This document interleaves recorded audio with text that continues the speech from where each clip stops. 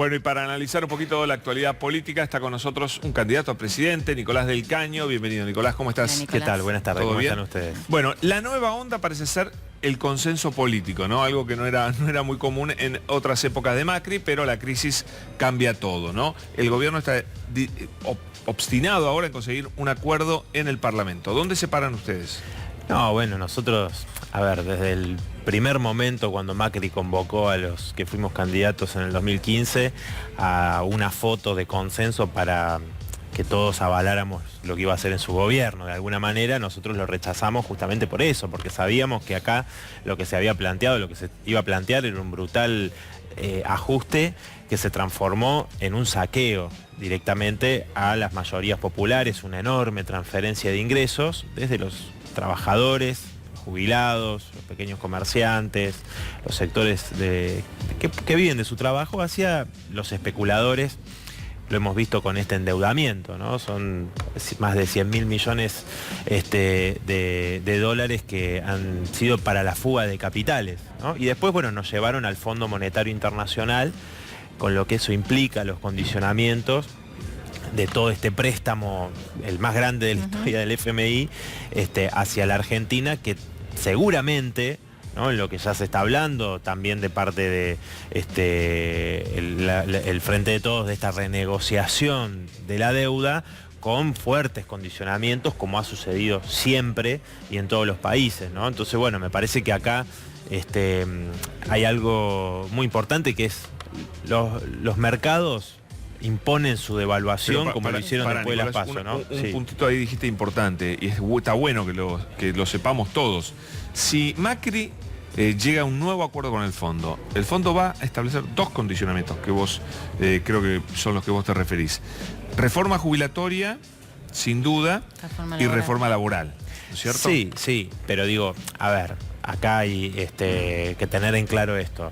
Lo que hoy se está hablando mucho, que es el tema de las reservas, ¿no? Es decir, también todas estas medidas de control de cambios, quizás en el Fondo Monetario y los acreedores no se ven tan mal porque necesitan reservas para pagar las deudas, sí, ¿no? Justamente.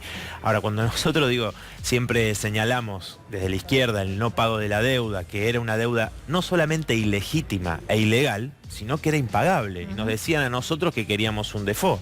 No, nosotros planteamos un repudio de la deuda como parte de una serie de medidas junto a la nacionalización de la banca, ¿no?, donde los trabajadores y trabajadoras bancarias tendrían un rol fundamental para que justamente todo este mecanismo de la fuga sea evitado. Es decir, ellos son los que están en contacto permanente y los que tienen allí los datos de cómo se está llevando adelante. Que si nacionalizan la banca, la gente va a dejar los depósitos. No la gente. Ahí es no que te acompaño, no, Pablo, pero no estamos hablando del ahorrista. De grandes mercados. Claro, estamos hablando de los grandes mercados. Lo mismo que el monopolio estatal de comercio exterior. Hoy vos tenés la retención de parte de los exportadores, ¿no? Ahora está esta medida, ¿no? Pero retuvieron 24.000, retuvieron enorme cantidad de toneladas de soja.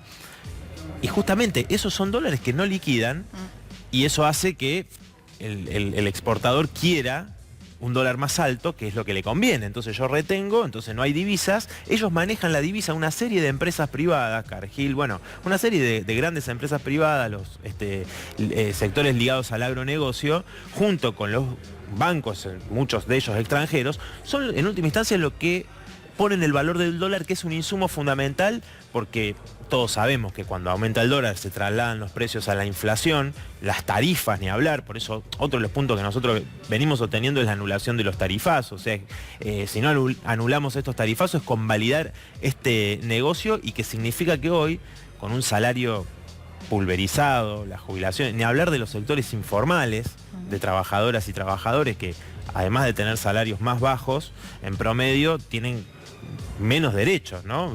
Condiciones aún peores de empleo. Bueno, todos esos sectores, es decir, ¿cómo vamos a hacer para generar empleo, para que se recupere el salario? Por lo menos empezando por lo que se perdió en el gobierno de Macri. ¿El gobierno está tomando real conciencia de lo que sucedió y del mensaje que le dieron las urnas? Digo, porque hablan mucho de si un presidente sale o no de su dogmatismo. De hecho, lo hizo parcialmente con las medidas que anunció, especialmente el domingo.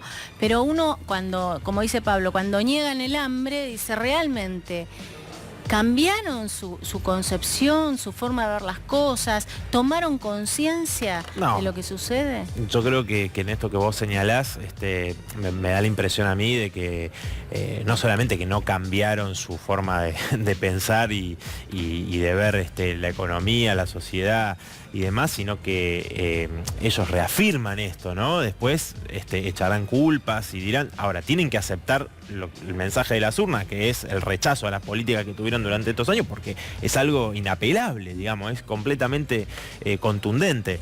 Ahora, me parece que en ese sentido, creo que el gobierno de Macri ya fue, digo que la mayor parte, todos se dan cuenta, sí, claro. Yo creo que ya ni Marcos Peña tiene esa ilusión. Lo que dicen todos por detrás es, a lo sumo lo que queremos hacer es mantener la mayor cantidad de legisladores, pero no están pensando en que puedan llegar a dar vuelta a la elección. Quiero hablar del futuro, por eso, Nicolás, está bien que lo que mencionas.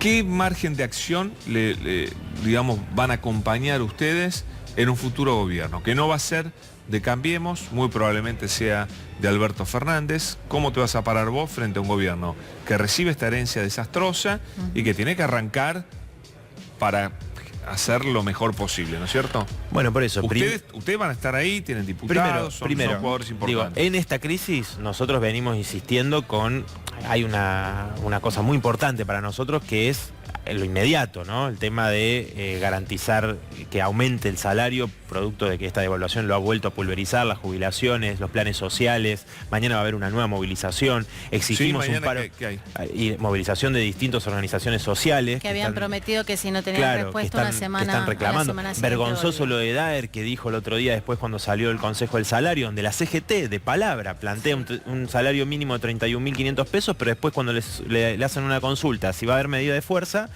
Bueno, yo no esperaba otra cosa, pero dijo, de ninguna manera. No, dijo, yo lo hablé con Caló, lo hablé bastante. Ellos dicen que no está la situación como para tolerar mucha gente en la calle. No quieren ser ellos. Cuando empezó el gobierno de Macri, siempre encuentran excusa. Cuando empezó el gobierno de Macri era que recién asumía el gobierno. Después dijeron que la gente no quería salir a la calle. Después se acuerdan, bueno, el famoso atril. Siempre encuentran una excusa, ¿no? Después porque iba a haber elecciones. Ahora porque ya hubo elecciones, pero bueno, entonces siempre hay una excusa. Para que algo de razón tenés. Pero no te puedo decir que no. Es lo que han dicho y han dejado pasar todo el ajuste de Macri. No podemos desconocer que estamos en un momento muy difícil. No, es que justamente el momento difícil, yo quiero que se preste atención a esto. Cuando se dice que hay que garantizar la tranquilidad, el problema es que esa tranquilidad, ¿quién favorece?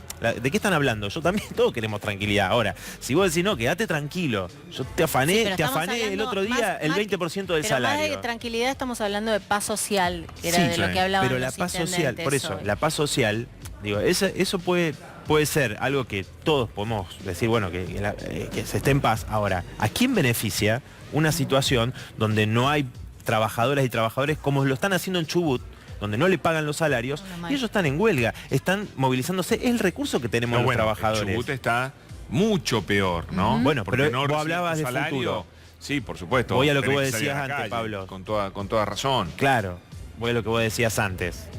Chubut puede ser el espejo donde tengamos que mirarnos si no encaramos los problemas estructurales. Digo, el problema del repudio de la deuda. ¿Por qué vamos a pagar con el hambre de nuestras niñas, de nuestros niños, de nuestros abuelos, una deuda que no contrajo el pueblo trabajador? Nosotros no pedimos, es como que vayan a tu casa. No se pague directamente. Claro, es como que lleguen a tu casa. Esa es la bandera que nunca van a bajar ustedes, no el pago de la deuda. No es un problema ideológico. Mirá lo que está pasando ahora. El gobierno dijo que no puede pagar. Estamos de acuerdo. Pero es un mecanismo de saqueo constante. Entonces, ya se sabía, el Fondo Monetario, cuando el gobierno de Macri recurrió al fondo, sabía que no iba a poder pagar.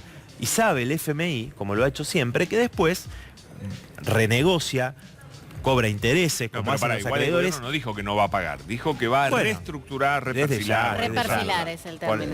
Pero hay un reconocimiento, de que se la fugaron todas, digamos. No lo puede pagar. Pero eso que se fugaron todo, ¿qué significa? Significa que nuestras escuelas tienen una situación de infraestructura de emergencia. Significa que la salud pública también. Eso significa que se la fugaron todas, que la gente no tiene acceso a una vivienda, significa que los salarios se han hundido, significa que ha habido pérdida de puestos de trabajo. No es que se la fugaron y no pasa nada, no, los que pagamos somos nosotros, la fiesta de unos pocos. Entonces, lo que hay que poner primero, hay que finalizar con este mecanismo. Por eso nosotros decimos lo de la deuda. Es como que lleguen a la casa de ustedes y te digan, bueno, mira, tenés que pagar, no sé, 100.000 pesos. ¿Pero por qué? Y no, porque el vecino de la vuelta pidió un préstamo para comprarse un auto. Bueno, que le cobráselo al vecino de la vuelta, claro. ¿Por qué se lo va a cobrar? Entonces, ¿por qué tenemos que pagar los trabajadores, los sectores populares? Eso como en primer medida. El tema de la nacionalización de la banca es fundamental, porque tenés que cortar todos los mecanismos de la fuga. Y el monopolio estatal del comercio exterior. Obviamente, las medidas de emergencia son aumento de salario, por lo menos, y nosotros eso lo vamos a exigir, por lo menos que se aumente lo que se perdió con Macri, de los salarios, de las jubilaciones. ¿Cómo se puede vivir con la jubilación mínima actual? Es imposible.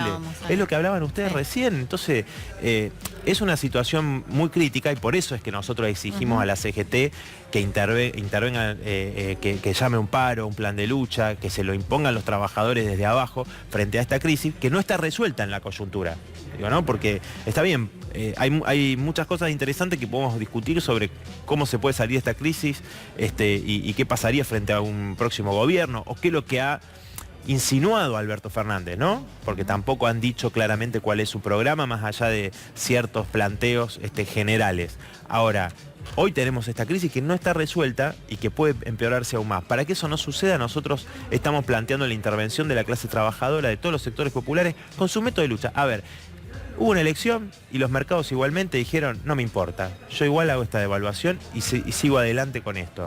El único lenguaje que sí entienden es el de la movilización popular, porque la reforma laboral la tuvieron que retirar porque hubo fuertes movilizaciones cuando aprobaron la reforma previsional, que al final la aprobaron con pocos votos, que también eso hay que decirlo, ¿no? Todo esto que hizo Macri solo no lo podría haber hecho porque sigue sin tener mayoría en ninguna de las dos cámaras. Entonces, el PJ le dio los votos de los gobernadores, que hoy son parte del Frente de Todos, Sergio Massa, durante gran parte del gobierno de Macri, fueron fundamentales para que Macri pudiera llevar adelante este saqueo al pueblo trabajador. Gracias, Nicolás. No, gracias a ustedes.